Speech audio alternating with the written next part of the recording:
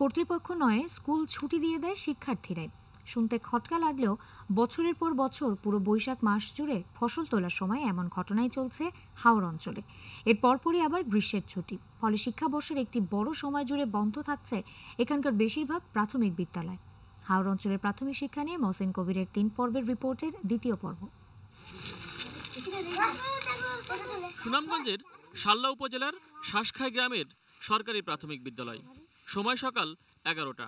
এমন সময় পড়ালেখায় ব্যস্ত আর শিক্ষার্থীদের পদচারণায় মুখর থাকার কথা থাকলেও এখানে তার চিত্র উল্টো।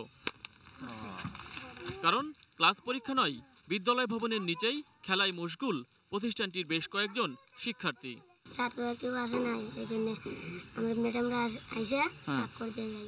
ওরা বলে স্যার আমরা পরীক্ষার পরে আমরা কয়েকদিন আসবো না, আমাদের ধান কাটতে হবে, ওই হিসাবে ওরা আসে না। মনে হচ্ছে বন্ধ। এটার কারণ তো এই যে মনে করেন যে কৃষিকাজ, যেটা আমাদের কৃষিকাজে তো সব বাচ্চারাও মোটামুটি ভালো কাজে লাগে। ফসল তোলার কারণে শিক্ষার্থীদের স্কুলে উপস্থিত না হওয়াটা যেন মেনে নিয়েছেন শিক্ষকরাও। তাই দিনের পর দিন বিদ্যালয়গুলো বন্ধ থাকলেও লোকবলের অভাবে উপজেলা কিংবা জেলা কর্তৃপক্ষ কারোরই কোনো তদারকি নেই। অর্থাৎ টিউর দায়িত্ব পালন করতে আছে, প্রশাসনিক দায়িত্ব পালন করতে আছে, অফিসে কাজ করতে আছে, কিন্তু স্কুল যাওয়ার সুযোগটা কম করে। বৈশাখ মাস জুড়ে শিক্ষার্থীদের বিদ্যালয় না আসা, তারপরে আবার গ্রীষ্মের ছুটি, ফলে শিক্ষা বঞ্চিত হাজার হাজার শিক্ষার্থী। যে মধ্যাহ্নের খাবার ছাত্রদের দিলে, প্রত্যেকদিন দিলে পরে হয়তো ছাত্রদের প্রত্যেকদিন স্কুলে উপস্থিত থাকে।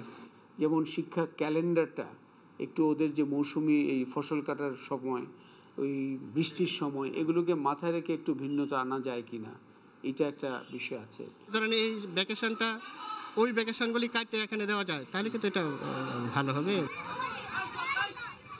দেশের অন্য যে কোনো অঞ্চলের তুলনায় এই হাওড় অঞ্চলে প্রাথমিক বিদ্যালয়ে শিক্ষার্থীদের উপস্থিতির সংখ্যা অনেক কম। তাই প্রাথমিক শিক্ষায় কাঙ্ক্ষিত সফলতা পেতে হলে এই অঞ্চলে বিশেষ নজর দেওয়ার প্রয়োজন রয়েছে।